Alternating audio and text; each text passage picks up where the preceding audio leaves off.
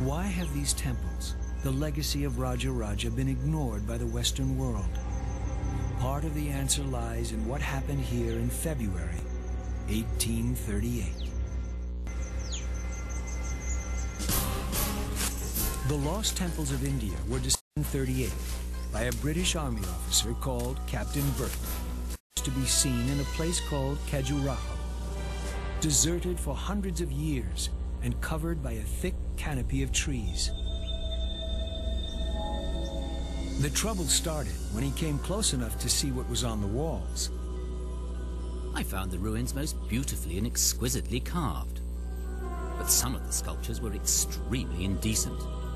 The religion of the ancient Hindu could not have been very chaste. The walls are covered with scenes of group sex, aroused males and eager females. It is not exactly what the average Christian expects to find on the walls of a house of worship. In the Hindu religion, however, things were very different. One of the many goals in Hinduism was the pursuit of love, and they saw nothing wrong with portraying the pursuit of sexual love on their temple walls.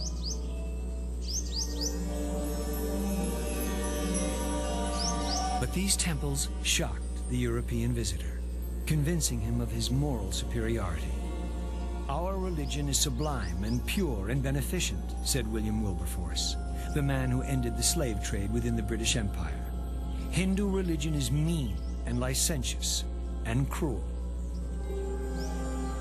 The sensuous nature of Hinduism was too extreme for the Victorians. The erotic temple sculptures and the lascivious activities could not be mentioned in mixed company. It was the Victorian sense of propriety that caused the temples and art of southern India to be ignored by tourists and scholars. A world that matched the Greeks in culture and the ancient Egyptians in building slipped back into the jungle, a lost world.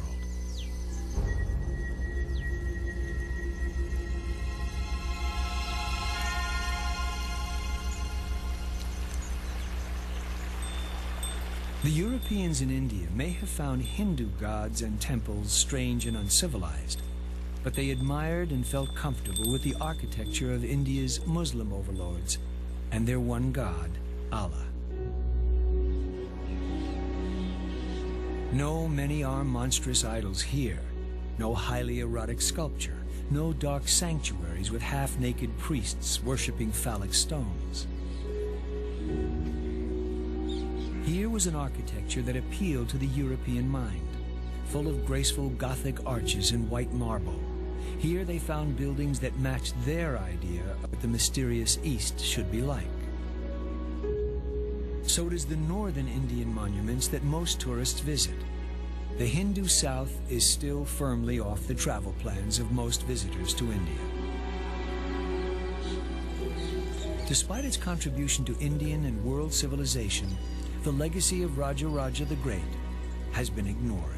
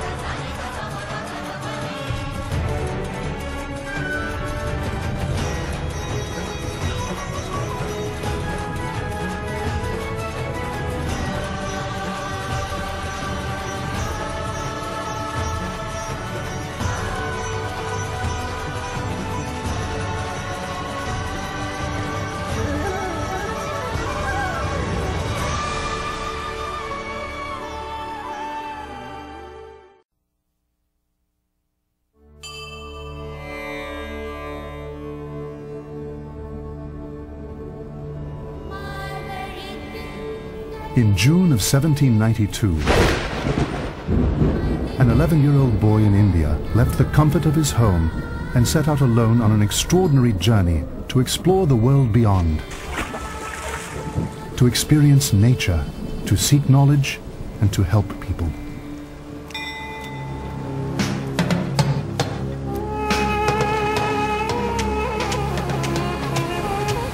Discover India and its rich history and culture through the incredible true life story of Nilkanth, who walked for 7 years, over 12,000 kilometers, barefoot and with few possessions, across the length and breadth of this fabled land.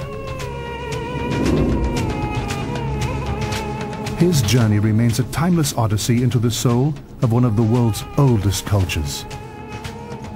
It's a story of courage and perseverance, including his amazing trek through the freezing winter of the Himalayas.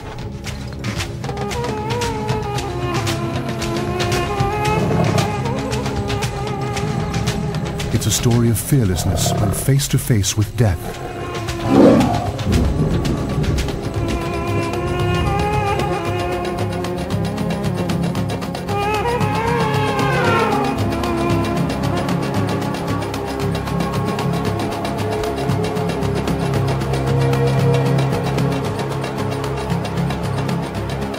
It's the story of a child's mysterious ability not only to survive, but to acquire wisdom and to share it with those he met along the way.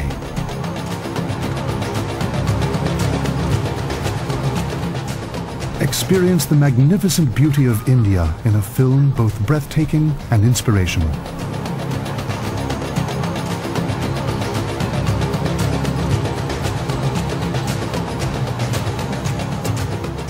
Mystic India brings to life the real culture and spirituality of India's diverse people and customs, majestic art and architecture, and the unforgettable sights, sounds and power of its awe-inspiring festivals.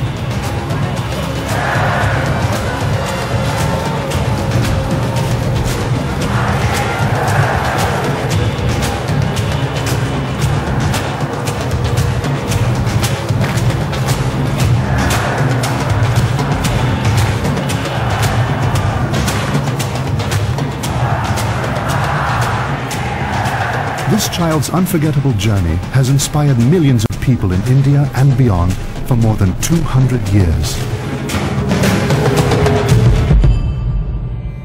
Mystic India. Discover the mind and soul, the spectacle, and the rich cultural history of this magnificent country.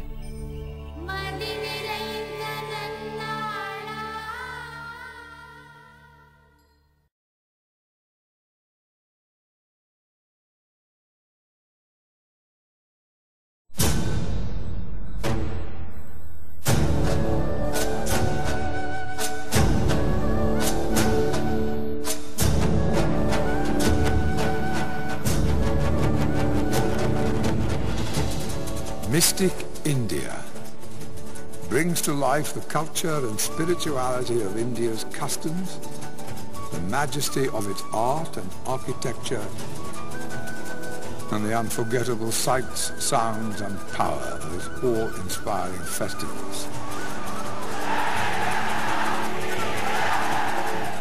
Discover India through the incredible story of an 11-year-old boy named Nilkanth. During the late 18th century, he walked for 7 years and nearly 8,000 miles across the length and breadth of this fabled land. India today represents 1/6 of all the people in the world. See India as you've never seen it before.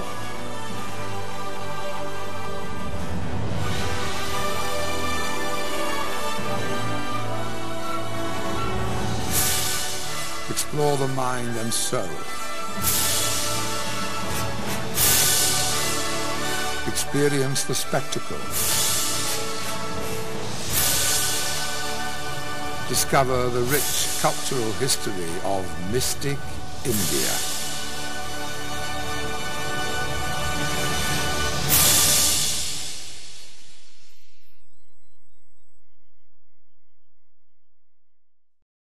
On the day of inauguration, 6 November 2005, time stood still. The morning began with auspicious Vedic rituals performed by the holy hands of Pramukh Swami Maharaj. And the evening witnessed a glorious public dedication assembly. It began by ceremonies at the footprints of Bhagwan Swaminarayan. It was a historic moment, uniting great leaders, great minds, and great souls. In the holy presence of Pramukh Swami Maharaj, the President of India, Dr. Abdul Kalam, the Prime Minister of India, Dr. Manmohan Singh, and the leader of the opposition, Shri L.K. Advani, collectively opened the doors of Akshardham to the people of India, to the people of the world, to one and all. The atmosphere was filled with emotions, energy, and exhilaration.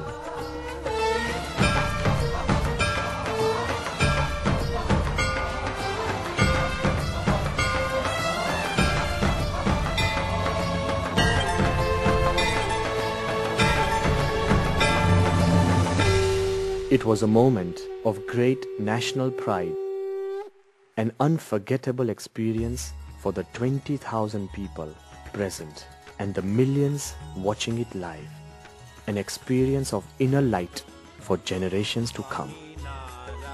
Swaminarayan Akshardham is a place where art is ageless, culture is borderless, and values are timeless. An experience that elevates the conscience of our country and culture.